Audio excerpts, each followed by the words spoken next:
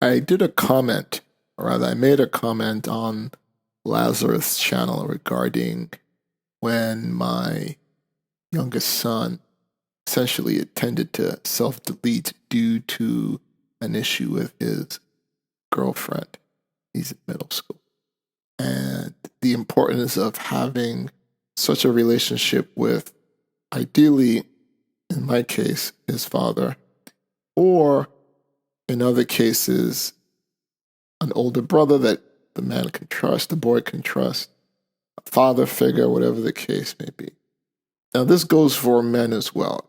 Ideally, if you have someone you know in that position that they've considered suicide and they're male, it's important that they believe, feel, and think that there are men in their lives, or at least men they have access to, that they have hopefully enough trust in to be able to have a conversation about what they're going through, what they're feeling, about their situation in a non-judgment, a free zone. Because as a lot of you men may know, it gets talked about, but not nearly as much as it should in terms of male suicide. There are many reasons for that.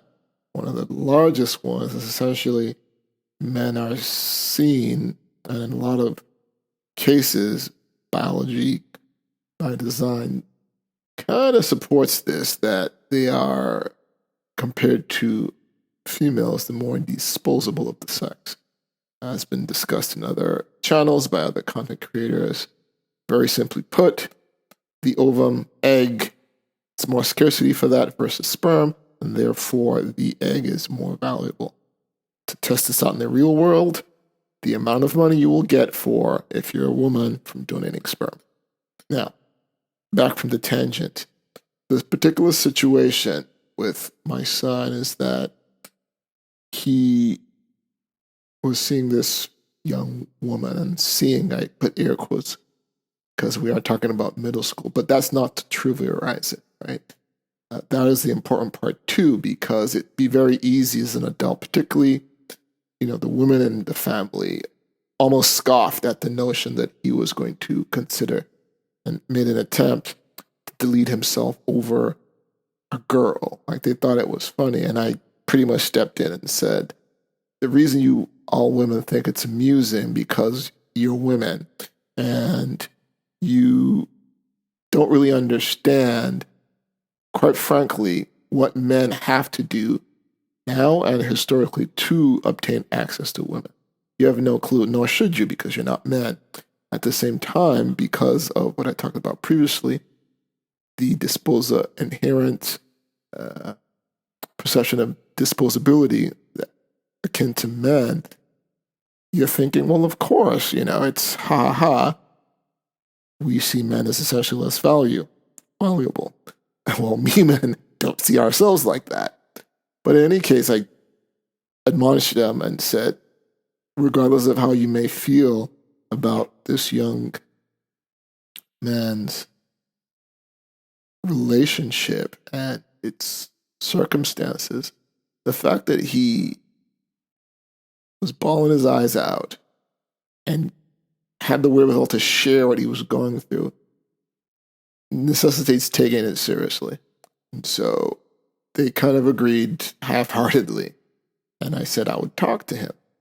And so we had a discussion. And before I go into that, just for some context, when I was younger, I didn't have as much charisma, success with females as either of my sons did. That came much, much later. And so even when I digested the red pill, my children were much younger. And so I just assumed they would have kind of like the same troubles I would be in terms of, even meeting girls that like them, all that stuff, dating and working your way through to have the courage and doing the things that make yourself more endearing, etc., to women and what have you. Turns out I was absolutely wrong. Neither of these boys have any trouble garnering attention from members of the opposite sex. Not at all. In fact, they seem to have the opposite problem. Too many. They're no like Giga Chads or anything like that. They have the unique personalities, but just in short, they have no problem dating, meeting girls, any of that stuff. Zero. But that has its own problems, which it didn't occur to me until I had this conversation with my son. And so what had happened is that he had been doing what, frankly, there are young men that dream of this. Enjoying company with multiple women, flirting, talking, chatting, game, whatever you want to call it. But he got a reputation in school of basically having options because he was still, a teenager and not really understanding how to manage himself in that context. He made a lot of mistakes that made his life seemingly easier, but essentially punished women, the women he was flirting with, etc., involved with, in that he basically over-fostered competition anxiety amongst all of these women.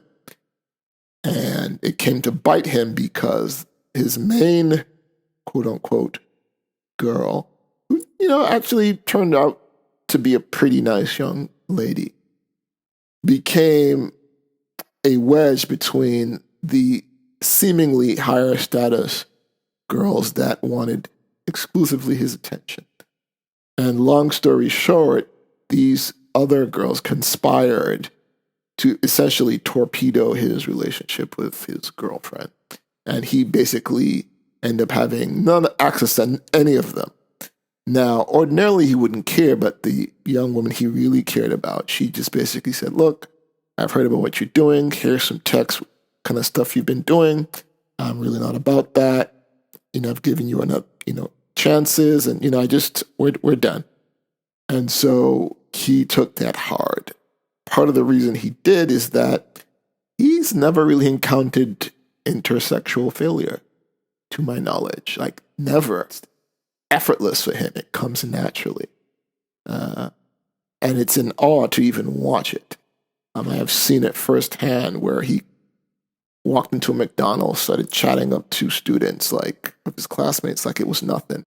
And on the outside, that seems great. But on the flip side, what he described to me was that this was somebody he actually really cared about. And because he had lost that access, in his mind, that was the end of the world. Now, I should give some more background.